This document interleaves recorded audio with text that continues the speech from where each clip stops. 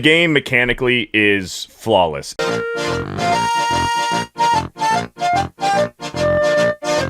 Flawless. Gotta go fast. Gotta go fast. Flawless.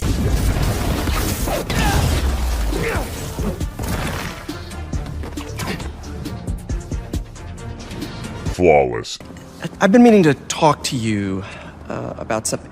I mean, I have been talking to you all the time.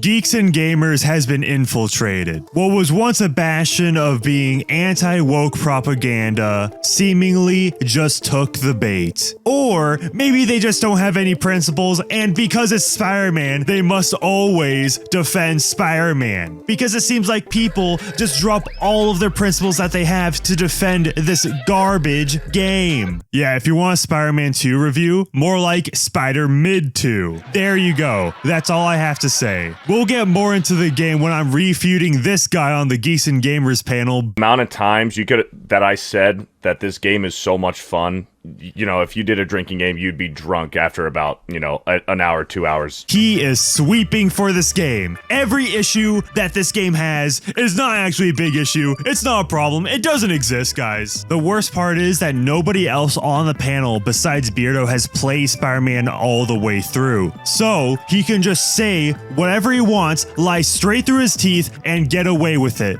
You can't keep getting away with it. Because all the other panels on that show, they only know Spider-Man 2 through Twitter clips. Which, to be fair, that means they saved themselves over like 12 hours of this mid-story with barely any improvements in terms of gameplay. Actually, if you were to ask me, it's even worse. The enemies are just damage sponges. It's boring. We're so fucking boring! The boss fights, they have like 4 phases. So before we start, make sure you press F in chat because Geeks and Gamers is going down. They are not surviving after this video. And also tell me if you've played Spider-Man 2. And if not, are you planning on getting it for like Black Friday or Christmas? Hopefully I can get this video out before Black Friday. Here's hoping. But play this shit! Let's talk about Spider-Man 2. It was really freaking awesome. There's a gay couple, and he helps this gay guy ask his boyfriend to homecoming.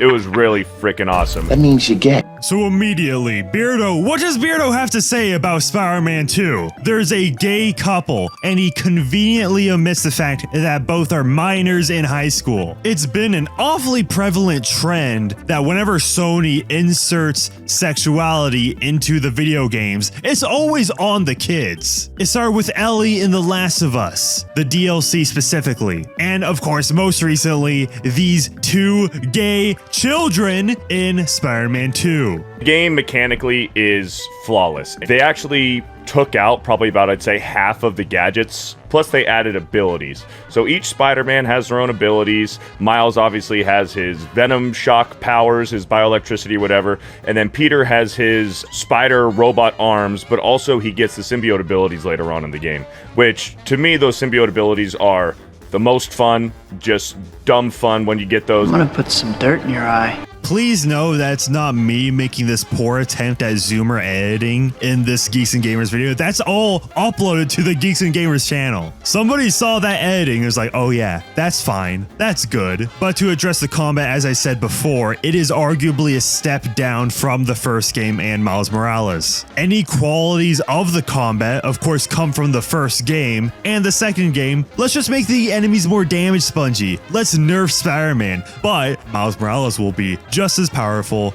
and even more powerful than Peter Parker. I wonder if that was for the sake of an agenda. Who knows? Also, for some reason, the ranged enemies have just as much health as the normal brute enemies. That's game design 101. The ranged enemies, they're farther away. They should have less health. Which, to me, those symbiote abilities are the most fun, just dumb fun when you get those. Notice how he doesn't go into detail at all at how the symbiote abilities change the game? Because really, they're just not. They're just more powerful versions of already existing abilities. As far as the story goes, a lot of people saying about the woke stuff in the game. Clearly, to me, have not had their hands on the game and played the fucking game at all. It's almost like most of Sony's catalog that releases nowadays can be viewed in a YouTube video. Don't blame the consumer for not wasting $70 when they could just watch the Spider-Man 2 full gameplay, no commentary, uncut on YouTube for free. I don't know why you would want to watch a Spider-Man 2 game, no commentary playthrough, considering that's just a bad Spider-Man movie. If you want to watch a Spider-Man movie, it's not like there's a drought of them. We get new ones like every 2 years. And of course, there's the GOAT, Tobey Maguire, Spider-Man 2, easily the best Spider-Man story ever told. Pushing something here, but it's not in the main story. If you just blow through the main story and you play the main story, there is zero woke stuff in the main story. Now, say what you want about Mary Jane being ugly. Yeah, she looks hideous. It's not in the main story, guys. Just forget the entire part about climate change. Peter Parker retires so he can fight climate change. Peter Parker at the age 25, he's already done with Spider-Man. Chances are, Insomniac knows that Spider-Man game, without Spider-Man, Peter Parker will not sell well. Just look at the sales for Miles Morales compared to the first game. And let's not even get started how MJ gets the symbiote suit and then goes on a feminist rant against Peter Parker. And of course, Yuri Lowenthal, being the garbage voice actor he is, sounds perfect as a simp Spider-Man. Spider-Man has been long housed by MJ. If she was gonna act like that, why even have her in the story at all? Why does Peter Parker even want to get back with MJ? Purely to set up scenes where MJ scolds Peter about how he doesn't respect her enough. They didn't do that to Black Cat. Black Cat's still a smoke show. They let her be hot because she's bisexual. But the thing is, I'm okay with her being bisexual. There is not a single man on the planet who would turn down a three-way with Black Cat. Now I'm convinced that all of Beardo's friends live on Epstein Island. Imagine the amount of porn addiction that you have to actually say this out loud on a live stream on a channel with over 300,000 subscribers. Guys, everybody would want a threesome. There is not a single man on the planet who would turn down a three-way with Black Cat.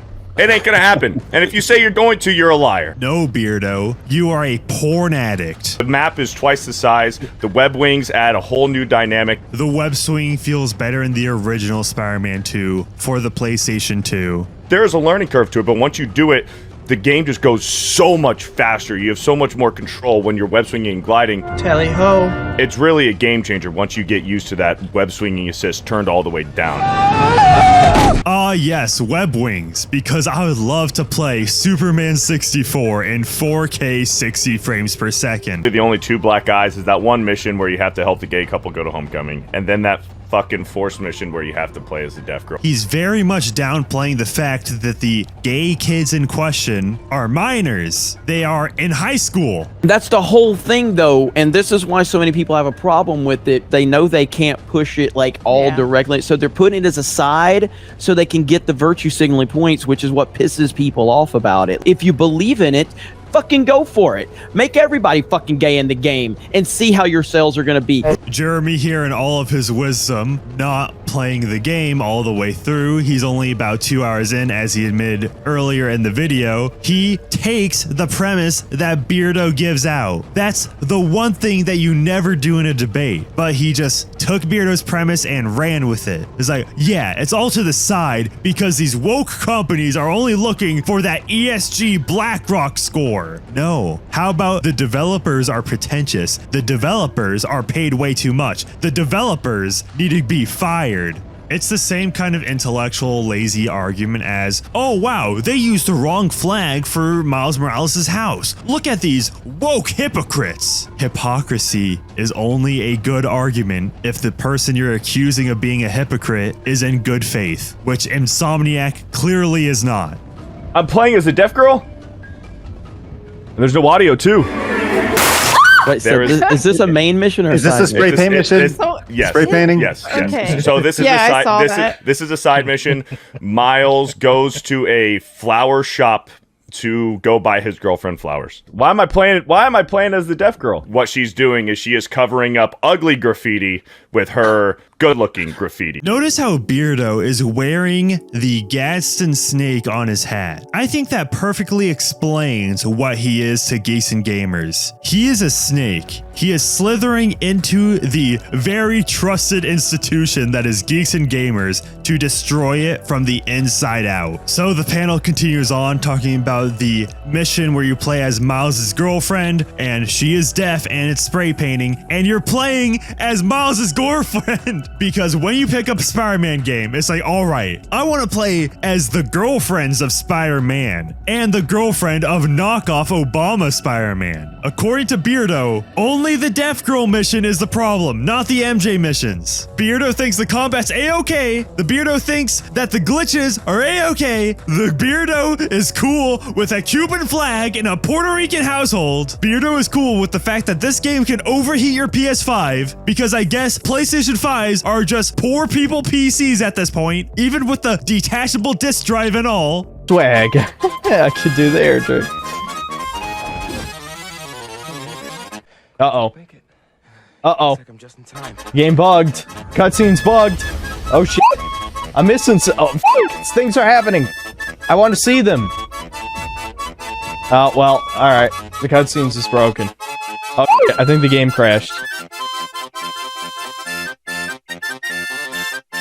That hard crashed my PS5? Holy shit. And if you think that this is just Miles 2, like Miles Morales 2 and Peter gets sidelined, that's absolutely not the case. The narrative that this is Miles Morales' second game and Peter's not even in it is just absolutely horseshit. It's just not true. If you're in between main missions, you don't have to play as Miles at all. Miles Morales is forced into a boss fight with Harry Osborn. Harry Osborn being Peter Parker's best friend. And the game just pretends that there is some chemistry or history between Miles and Harry Osborn. Miles' story was pointless because his only villain that actually related to Miles in particular and not Spider-Man was Mr. Negative, which Mr. Negative also had a very extensive relationship with Peter. It's confirmed Spider-Man 2 Middle East version has removed LGBT dialogue, side missions, and all gender spectrum flags. If you're actively removing things from the game to not offend people in certain areas, do you actually believe in what you're doing? And the answer is obviously no. Cleanses you of wokeness. Here they go again with the intellectually lazy arguments. Genuine question. Does anybody care outside of obviously the culture warrior's perspective? Does anybody care that a country where it's illegal to have this propaganda in media has it removed just for that country? It's like, what were you expecting? Sony PlayStation to break the law just so they could sell a game in a country? A game that they spent hundreds of millions of dollars on? The real point to this is that all the LGBT content is so inconsequential that it can easily just be removed. Everything gay about the game can just be updated, just texture swapped like that. But no, that they are hypocrisy, the hypocrisy! Guess what? Insomniac wants to propagandize Americans. I don't think they really care about propagandizing the Middle East. But if there's anybody in my audience that lives in Iran or something, please sell me a copy of the Middle Eastern version of Spider-Man 2. It's probably got one of the most epic introductions to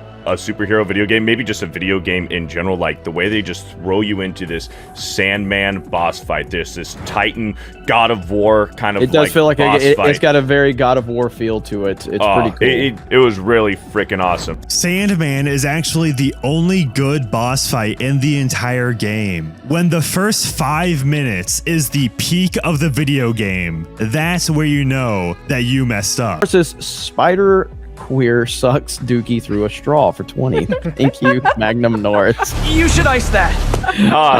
Clearly another person who hasn't played the fucking game. You're trash, Brock. Excuse me? No, but he did give us $20 so we can say whatever the fuck he wants. We're just horsing around. Isn't Geeks and Gamers supposed to be like for the fans, you know? And then when a fan of Spider-Man, presumably, and a fan of the channel who paid $20 to have a super chat read, Beardo just like, you didn't play the game. Just completely dismissed the super chat. Even Jeremy calls out Beardo for that absolutely obnoxious behavior. But that has been quite possibly the worst Geeks and Gamers video that I have seen. It's very unfortunate to see Geeks and Gamers go down this road, but in all sincerity, if you like Geeks and Gamers, more power to you. And obviously, I think I was more targeting all of my responses towards Beardo because he was the one sweeping for Spider-Man 2 the hardest. I know that Geeks and Gamers appreciates intellectual diversity, and so obviously, having somebody that likes Spider-Man 2, that's cool. But thing is, nobody else played through the game all the way through and disliked it. So there wasn't exactly a good counterbalance to that. I thought it'd be much more entertaining if somebody could actually call out Beardo on the BS he was spitting. And don't worry everybody, we will go after all of the console fanboys. I'm going on a crusade against every single console warrior. That'll go for the Sony ponies and the Xbots. So subscribe for next time where the amazing Lucas is calling every Spider-Man 2 hater a demon. It would be an in-house word that we would use within the community. What these demons have now done, this lineage of evil, okay, what they have done have been to use this word as a disparaging word, okay, as an insult. Don't worry, Jeremy and Ryan, I still love you guys.